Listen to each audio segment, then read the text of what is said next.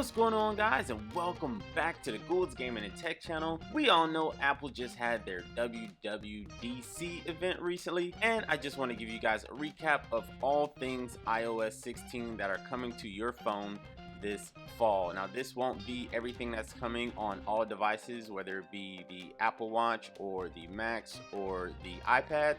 This is only for your phone specifically. So if you're new to the channel, I implore you guys to hit that subscribe button. It definitely helps the channel out. I appreciate the support. And if you're new or returning, make sure to hit that like button. So without any further ado, let's get into it.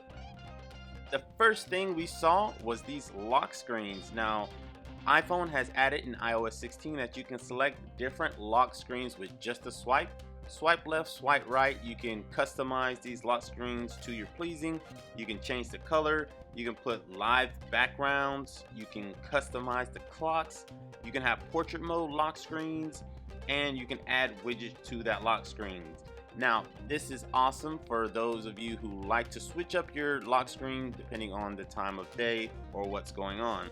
You can also have your notifications at the bottom of your screen instead of at the top. It kind of clears that view. And you will also have live activities shown on your lock screen. So if you're keeping up with the game or any kind of news event, you will have those live updates. Now, focus mode is also reimagined with iOS 16 and is also expanded upon. You have more ways to focus, and you can apply focus to certain apps. So depending on what you're doing in that particular app, you can set a certain focus setting. You can edit messages after they are sent. Now, this is awesome for those times where you send messages and you said the wrong thing or the autocorrect put the wrong word in. You can go back and actually change the message not only on your phone but the phone that's receiving that actual message. And you can also unsend messages, which is a freaking lifesaver. I've been wanting this feature for so long on the iPhone.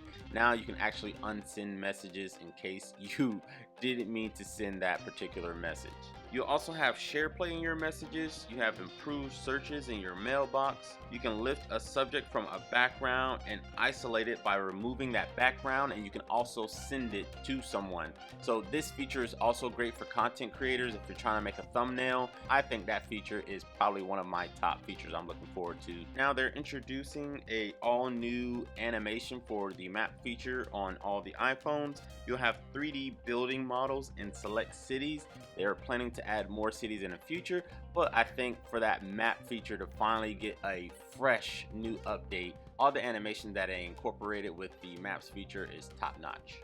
They also introduced a feature called Apple Pay Later under Apple Pay. It works just the same as Apple Pay, but now through the iOS system, it'll allow you to make installment payments towards wherever you're purchasing. It could even be Chipotle probably.